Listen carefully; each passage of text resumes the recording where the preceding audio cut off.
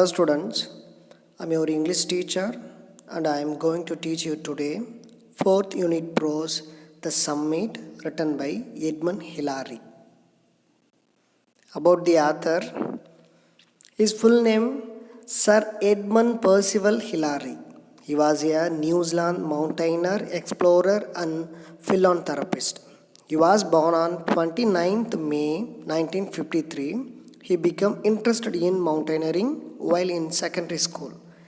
He made his first major climb in 1939, reaching the summit of Mount Oliver, and he served in the Royal New Zealand Air Force as a navigator during World War II.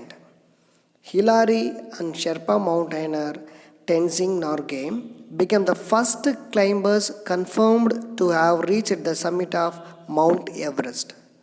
They were part of the 9th British expedition to Everest led by John Hunt from 1985 to 1988. Following his ascent of Everest, Hillary devoted himself to assisting the Sherpa people of Nepal through the Himalayan Trust which he established. His efforts are credited with the construction of many schools and hospitals in Nepal. Hillary had numerous honors conferred upon him, including the Order of the Garter in 1995. Upon his death in 2008, he was given a state funeral in New Zealand. And his some famous works are High Adventure, No Latitude for Error, Nothing Venture and Nothing Win, View from the Summit, and finally, the remarkable memoir by the first person to conquer Everest. These are about him. Next, introduction of the lesson. The summit. It is the highest point of a mount, otherwise called peak and apex. This lesson is written by the world famous trekker who touched the Mount Everest, Edmund Hillary. This is the description of the thrilling final day adventure on May 29, 1953. Hillary faced dangers, efforts, and the presence of mind along with Tenzing. It was told in detail by Hillary's own words. Tells how the summit of the Everest was reached. On May 28, there were 6 men at Camp 8 on the South Col. They were Edmund Hillary, Tenzing, George Lowy, Alfred Gregory, and the 2 Sherpas, Pemba and Ang Nima. But Pemba was too ill to climb. The others heavily laden because they climbed that day to a height of 20,900 feet. The summit. Submit அப்படின்றது வந்து பார்த்திங்கன்னா ஒரு mount, ஒரு மலைன்னு எடுத்துக்கிட்டிங்கன்னா அதில் வந்து பார்த்திங்கன்னா ஹையஸ்ட்டு ஒரு பிளேஸ் இருக்கும் இல்லையா, உச்சி, அதுதான் வந்து பார்த்திங்கன்னா சம்மிட் சொல்லுவாங்க. ஸோ தமிழில் சொல்லணும் அப்படின்னு வந்து பார்த்திங்கன்னா சிகரம் அப்படின்னு சொல்லுவோம். சரிங்களா? இதை வந்து அதர்வைஸில் நம்ம கூப்பிட்ற மாதிரி இருந்தால் பீக் அண்டு அபெக்ஸ்ன்னு சொல்லலாம். ஸோ இந்த லெசன் வந்து பார்த்திங்கன்னா ஒரு வேர்ல்டு ஃபேமஸ் ட்ரெக்கர், அதாவது நம்மளுடைய ஆத்தர் வந்து எட்மண்ட் ஹிலாரி இல்லையா, ஸோ அவர் வந்து எப்படி வந்து அந்த மவுண்ட் எவரெஸ்ட் டச் பண்ணார் அப்படின்றத பற்றி இதில் சொல்ல வராங்க. ஸோ ஃபுல்லாக சொல்லாமல் அந்த டேயில், அந்த ஃபைனல் டேயில் அவங்க வந்து பார்த்திங்கன்னா எப்படி வந்து ரீச் பண்ணாங்க, அதாவது அவங்க என்னென்ன டேஞ்சர்ஸ்லாம் ஃபேஸ் பண்ணாங்க, ஸோ என்னென்ன எஃபர்ட்ஸ்லாம் அதுக்காக போட்டாங்க, ஸோ என்னென்ன அட்வென்ச்சர் பண்ணாங்க, அப்புறம் எந்த மாதிரி சுச்சுவேஷனில் அவங்களுடைய ப்ரெசன்ஸ் ஆஃப் மைண்டை யூஸ் பண்ணி அவங்க வந்து பார்த்திங்கன்னா அந்த இடத்துக்கு ரீச் ஆனாங்கன்றத டோட்டலாக வந்து பார்த்திங்கன்னா இதில் வந்து சொல்லியிருக்காரு. ஸோ அவர் வந்து பார்த்திங்கன்னா இந்த லெசனில் வந்து பார்த்திங்கன்னா யாரோட சேர்ந்து அவர் வந்து ரீச் ஆகிறார் அப்படின்னு பார்த்திங்கன்னா டென்சிங் அப்படின்றவரோட தான் ரீச் ஆகிறாரு. ஸோ இவங்க வந்து பார்த்திங்கன்னா இந்த டே May 28 in 1953 நடக்குது. ஸோ அந்த இதை தான் நமக்கு கொடுத்துருக்காங்க. ஸோ இவங்க வந்து பார்த்திங்கன்னா கேம்ப் 8 இருக்காங்க. ஸோ ட்ரெக்கிங் பண்ணும்போது நிறைய பேர் பண்ணுவாங்க. ஸோ இவங்க வந்து பார்த்தோன்னா கேம்ப் 8 போகிறாங்க, அதாவது சவுத் கோலில் இருக்கிற கேம்ப் 8 இவங்களோட சேர்ந்து ஒரு 6 பேர் வந்து பார்த்திங்கன்னா அவங்க வந்து ட்ரெக்கிங் பண்ணுறாங்க. ஸோ அவங்க யாருன்னு பார்த்திங்கன்னா Edmund Hillary, Tenzing, George Lowy, Alfred, Grigori and the 2 Sherpas. Sherpas அப்படின்றவங்க வந்து பார்த்திங்கன்னா ட்ரெக்கிங் பண்ணுறவங்களுக்கு அசிஸ்டண்ட்டாக யூஸ் பண்ணுறவங்க தான் வந்து பார்த்திங்கன்னா ஷெர்பாஸ். அதாவது மேக்ஸிமம் இவங்க எங்கே இருப்பாங்க அப்படின்னு சொல்லி வந்து பார்த்திங்கன்னா நேபாள். ஸோ அந்த இதில் ஷெர்பாஸில் பெம்பா அண்டு ஆங் நீமா அப்படின்றவங்க வந்து 2 பேர் அவங்களுக்கு ஹெல்ப்பாக ஸோ போகிறாங்க. ஸோ இதில் வந்து பார்த்திங்கன்னா பெம்பா அப்படின்றவருக்கு வந்து ரொம்ப வந்து உடம்பு சரியாமல் போயிடுது. ஸோ அதனால் அவர் வந்து ஏற முடியல. ஸோ அதனால் மட்டும் வந்து பார்த்திங்கன்னா மற்றவங்க, அதாவது எட்மண்ட் ஹிலாரி, டென்சிங் இல்லாமல் மற்றவங்களாம் என்ன பண்ணுறாங்கன்னா அன்றைக்கி வந்து ஒரு 20,000 கிட்ட வந்து பார்த்திங்கன்னா ரொம்ப ஹைட்டில் ஏறிட்டாங்க. ஸோ அந்த ஏறினதுனால ரொம்ப டயர்டாகவும் ப்ளஸ் வந்து ரொம்ப அவங்க வந்து பார்த்தோன்னா கஷ்டப்பட்டதுனாலையும் அவங்க வந்து அந்த நைட்டு வந்து எங்களால் முடியல, நீங்கள் வேணால் போங்க அப்படின்னு சொல்லிடுறாங்க. ஸோ இதுக்கப்புறம் ஹிலாரியும் டென்சிங் மட்டும்தான் என்ன பண்ணுறாங்க, கண்டினியூ பண்ணுறாங்க. ஸோ இதோட அந்த ஸ்டோரி வந்து ஸ்டார்ட் ஆகுது. Here Hillary and Tenzing put up a little tent and watched the 3 companions go down the ridge back towards the south pole. As the sun set, Hillary and Tenzing had put up a little tent and crawled into the tent, put on all their warm clothing and wriggled into their sleeping bags. Next morning at 4 a.m. on May 29, 1953, they began to get ready for the climb. So அவங்களோட இருந்த companions ஃபுல்லாகவே வந்து பார்த்திங்கன்னா என்ன ஆகிடுறாங்க அப்படின்னு சொன்னால் அவங்களால ஏற முடியலன்றதுனால அவங்க திருப்பி ரிட்டர்ன் வந்து என்ன பண்ணிடுறாங்க, சவுத்து கோலுக்கு அந்த கேம்புக்கே அவங்க போயிடுறாங்க. ஹிலாரியும் அப்புறம் டென்சிங் மட்டும் வந்து பார்த்திங்கன்னா அங்கேயே ஒரு டென்ட்டை வந்து என்ன பண்ணுறாங்க, அவங்க வந்து டெம்பரவரியாக போட்டுட்டு அதுக்குள்ளே வந்து பார்த்திங்கன்னா அவங்க வந்து அவங்களோட வார்ம் கிளாத்திங், ஏன்னா எவரெஸ்ட்டில் வந்து பார்த்திங்கன்னா டோட்டலாகவே ரொம்ப கோல்டாக இருக்கும் இல்லையா. ஸோ கோல்டு வந்து சிவியராகவே இருக்கும். ஸோ அதனால் வந்து பார்த்திங்கன்னா இந்த வார்ம் என்னென்னலாம் வந்து பார்த்திங்கன்னா நமக்கு கிளாத்திங் போட்டால் நமக்கு குளிராதோ, ஸோ அந்த மாதிரி டோட்டல் கவரோடு வந்து பார்த்திங்கன்னா அவங்க என்ன பண்ணுறாங்கன்னா, ஏன்னா ட்ரெக்கிங் பண்ணுறவங்க அவங்களுக்குன்னு ஒரு அந்த ஷூட்ஸ்லாம் இருக்குது. ஸோ அதை வந்து பார்த்திங்கன்னா அவங்க போட்டுக்கிட்டு அவங்க என்ன பண்ணிடுறாங்கன்னா அந்த ஸ்லீப்பிங் பேக்ஸ், ஸோ அவங்க வந்து பார்த்திங்கன்னா தூங்குறதுக்கான ஒரு பேக் இருக்கும். ஸோ அதுக்குள்ளே அவங்க வந்து போயிடுறாங்க. ஸோ நெக்ஸ்ட் மார்னிங் வந்து பார்த்திங்கன்னா ஒரு 4 AM அந்த டைமில் வந்து அவங்க என்ன பண்ணுறாங்கன்னா எழுந்திருக்கிறாங்க. ஸோ வேக்கப் ஆகுறாங்க. ஸோ அதுக்கப்புறம் வந்து பார்த்தீங்கன்னா அவங்களோட பிரேக்ஃபாஸ்ட்டை அங்கேயே முடிக்கிறாங்க. They started up their cooker and drank large quantities of lemon juice. In addition, sardines and biscuits. Hillary scraped the ice of oxygen sets as his foots were wet. He cooked them over the fierce of fire Primus and managed to soften them up.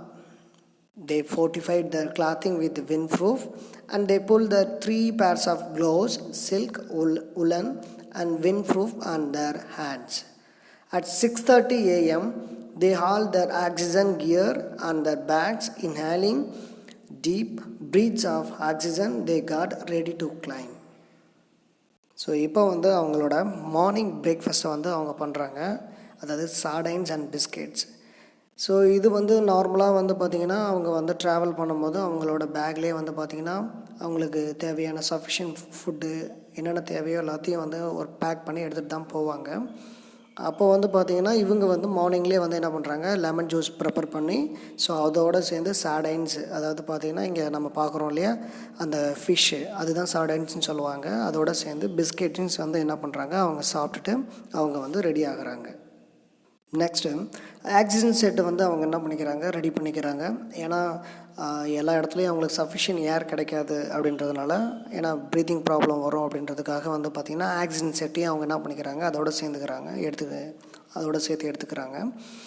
Next வந்து பார்த்திங்கன்னா அவங்க வந்து என்ன பண்ணுறாங்க அப்படின்னு சொன்னால் gloves போட்டுக்கிறாங்க. எப்படின்னா ஒரு 3 பேர்ஸில் போட்டுக்கிறாங்க, சில்க்கு, உல்லனு, அப்புறம் ஒரு விண்ட் ப்ரூஃப், இதெல்லாம் வந்து பார்த்தீங்கன்னா ஏன்னா அவங்களுக்கு வந்து கோல்டு தெரியக்கூடாதுன்றதுக்காக அவங்க வந்து அந்தளவுக்கு வார்ம் கிளாத்தை யூஸ் பண்ணுறாங்க. ஸோ எல்லாத்தையும் ப்ராப்பராக ரெடி பண்ணிவிட்டு அவங்க வந்து ஒரு 6:30 AM வந்து பார்த்திங்கன்னா அவங்களுடைய ஜேர்னியை வந்து என்ன பண்ணுறாங்க, அதை கிளைம் பண்ண ஆரம்பிக்கிறாங்க.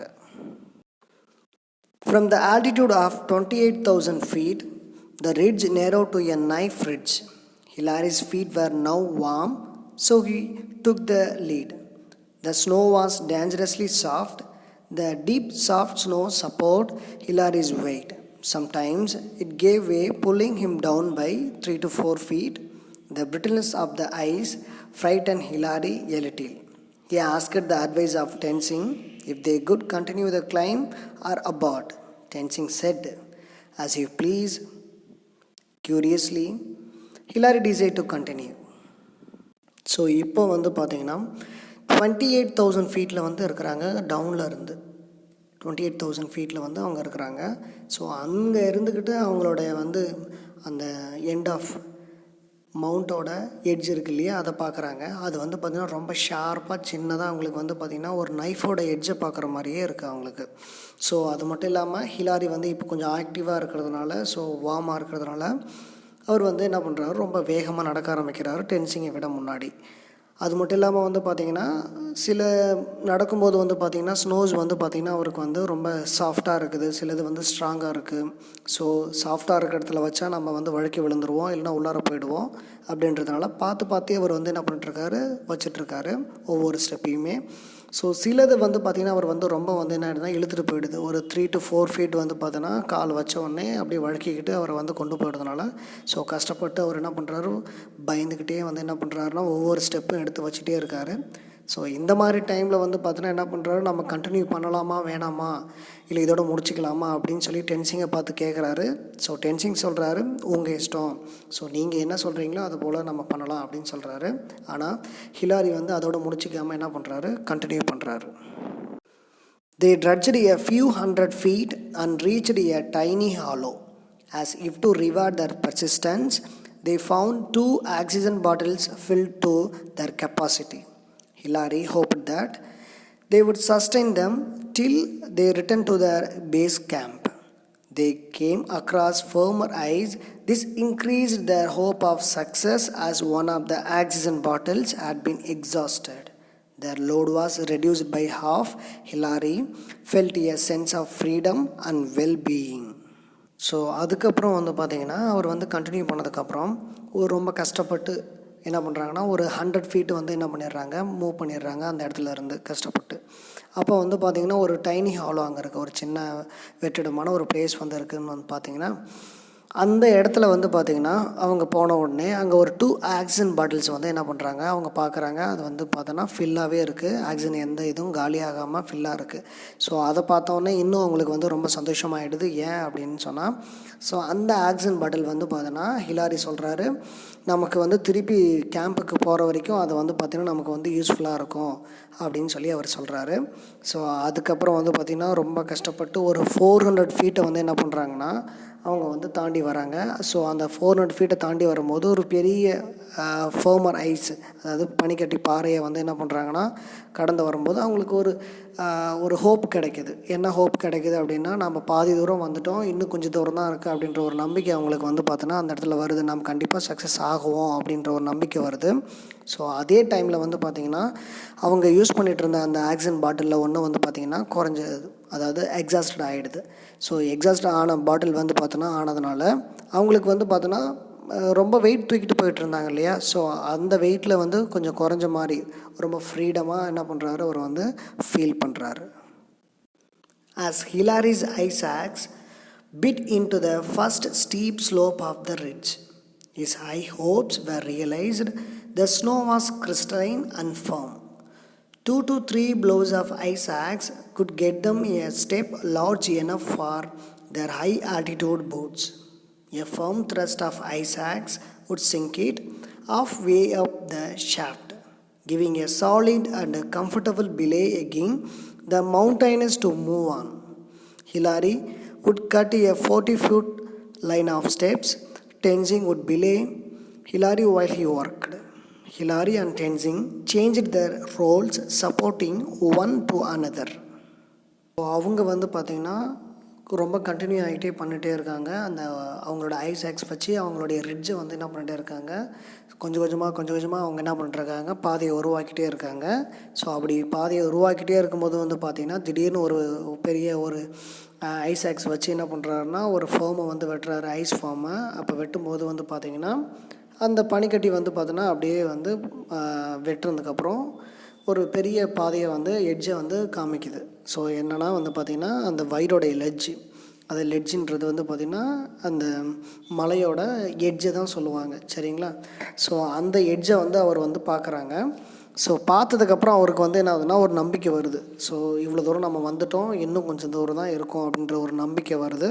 ஸோ அதை வந்து அவர் என்ன பண்ணுறாரு, ரெடி பண்ணிகிட்டே இருக்கார். அது மட்டும் இல்லாமல் வந்து பார்த்திங்கன்னா அந்த ஆக்ஸ் வச்சு கொஞ்சம் கொஞ்சமாக என்ன பண்ணிகிட்டே இருக்காருன்னா அவர் வந்து அந்த புது பாதையை வந்து உருவாக்கிட்டே இருக்கார். ஏன்னா அப்போ தான் வந்து பார்த்தோன்னா ஸ்டெப் பை ஸ்டெப்பாக என்ன பண்ண முடியும், மேலே ஏற முடியும் அப்படின்றதுக்காக.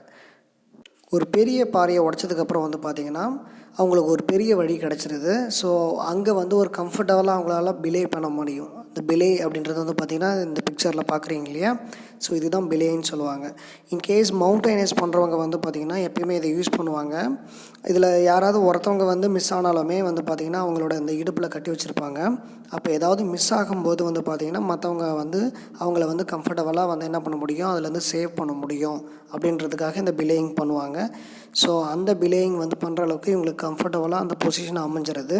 அது மட்டும் இல்லாமல் வந்து பார்த்திங்கன்னா அவங்க வந்து மாறி மாறி என்ன பண்ணுறாங்கன்னா அவங்களோட ஒர்க்கை வந்து பண்ணுறாங்க. எப்படின்னு சொன்னால் இப்போ வந்து ஐசாக்ஸ் வச்சு என்ன பண்ணுறது, பாதையை ரெடி பண்ணுறது வந்து டென்சிங் பண்ணாருன்னா அப்போ ஹிலாரி வந்து என்ன பண்ணுறாருன்னா அதை வந்து க்ளீன் பண்ணுறது.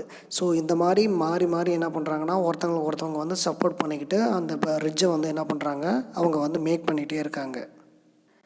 Taking advantage of every little rock hold and all forces of knee and arms, Hillary could muster and crampon backwards up the crack, praying that the cornice should not give way from the rack with tensing support. Hillary reached the wide ledge. For the first time, Hillary realized that nothing would prevent their chances of reaching Everest. The day soon, Tenzing wriggled his way up and collapsed like a giant fish hauled up from the sea. So இப்போ வந்து பார்த்தீங்கன்னா அவங்க ரெண்டு பேரும் அவங்க அந்த ராக்கை ரொம்ப hold பண்ணிக்கிட்டு, லைக் இங்கே பார்த்தீங்கன்னா அங்கே பிக்சரில் பார்க்குறீங்கள, ஸோ அவங்க எப்படி வந்து ஹோல்டு பண்ணி ஏறுறாங்களோ அதே மாதிரி வந்து பார்த்தோன்னா நீயோட முட்டியோட ஆர்ம்ஸோட அதோட ஹெல்ப்போட வந்து பார்த்திங்கன்னா அவங்க வந்து கொஞ்சம் கொஞ்சமாக மேலே ஏறி போகிறாங்க. ஸோ அதுக்கப்புறம் வந்து பார்த்திங்கன்னா கிராம்பன் பண்ணிக்கிட்டு அங்கே வந்து இருக்கிற ஒரு பெரிய கார்னிஸை வந்து அவங்க பார்க்குறாங்க. ஸோ அது பார்த்ததுக்கப்புறம் தான் அவங்களுக்கு தெரியுது என்ன அப்படின்னு சொல்லும்போது, இதை தாண்டிட்டால் நமக்கு வந்து பார்த்தோன்னா அந்த இடத்த நம்ம ரீச் பண்ணிவிடுவோம் அப்படின்ற ஒரு நம்பிக்கை அவங்களுக்கு வந்து கிடைக்கிது. ஸோ அந்த டேயில் அவங்களுக்கு வந்து பார்த்திங்கன்னா ஃபஸ்ட் டைம் அப்போ வந்து ஃபீல் பண்ணுறாங்க. எப்படி ஃபீல் பண்ணுறாங்க அப்படின்னா, ஸோ இதுக்கப்புறம் நம்மளை யாரையுமே வந்து பார்த்திங்கன்னா நம்மளை யாராலையும் வந்து தடுக்க முடியாது அப்படின்னு சொல்லிட்டு வந்து பார்த்திங்கன்னா அந்த டைமில் அவர் வந்து ஃபீல் பண்ணுறாரு. அது மட்டும் இல்லாமல் அதே டைமில் வந்து பார்த்திங்கன்னா டென்சிங் மேலே ஏறிக்கிட்டு இருந்தவர் என்ன ஆகிடுறாருனா திடீர்னு எப்படி வந்து ஒரு ஃபிஷ்ஷு வந்து பார்த்திங்கன்னா திடீர்னு வந்து பார்த்திங்கன்னா மீன் தூண்டிலில் வந்து மாட்டோம் இல்லையா, அந்த மாதிரி வந்து பார்த்தோன்னா மேலேருந்து என்ன பண்ணுறாரு, கீழே பிலேயிங் பண்ணும்போது அவர் வந்து விழுந்து அப்படியே வந்து பார்த்தோன்னா மீன் தொங்கும் இல்லையா, அந்த மாதிரி வந்து பார்த்தோன்னா அவர் வந்து அதில் வந்து தொங்கிட்டுருக்காரு. Giant cornices loomed on the right. Steep rocks sloped on the left as Hillary cut around the back of a come and came into the view. Time was passing.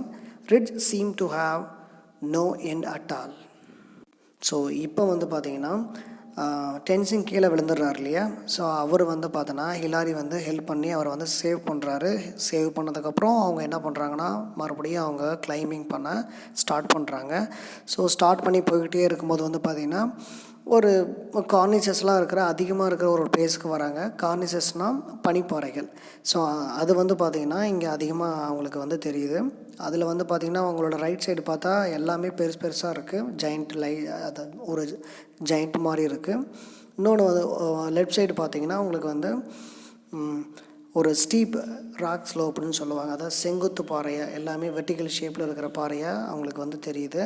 So அப்படி அதெல்லாம் பார்க்குறதுக்கே வந்து பார்த்திங்கன்னா ரொம்ப பெருசாகவும், ஸோ அந்த செங்குத்தாக அதை வெர்டிக்கலாக இருக்கிற கார்னிசஸ் ஃபுல்லாகவே வந்து பார்த்திங்கன்னா கீழே அவங்க மேலே விழுந்துற மாதிரியும் பயந்துகிட்டே இருக்கிறாங்க.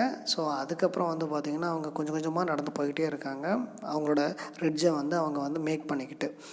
ஸோ அந்த மாதிரி மேக் பண்ணிட்டு போயிட்டே இருக்கும்போது வந்து பார்த்திங்கன்னா அவங்க வந்து ஒரு பெரிய பாறையை வெட்டினா மறுபடியும் வந்து பார்த்திங்கன்னா அதை ஏறி முடிச்சதுக்கப்புறம் மறுபடியும் அதே மாதிரியே ஒரு சைஸில் இருக்கிற மறுபடியும் ஒரு பாறை வந்து அவங்களுக்கு தெரியுது. ஸோ கண்டினியூ வந்து ஆகிக்கிட்டே இருக்கே தவிர என்ன ஆகுன்னு சொல்லும்போது அந்த ரிட்ஜோட எண்டு வந்து அவங்களுக்கு தெரியவே இல்லை.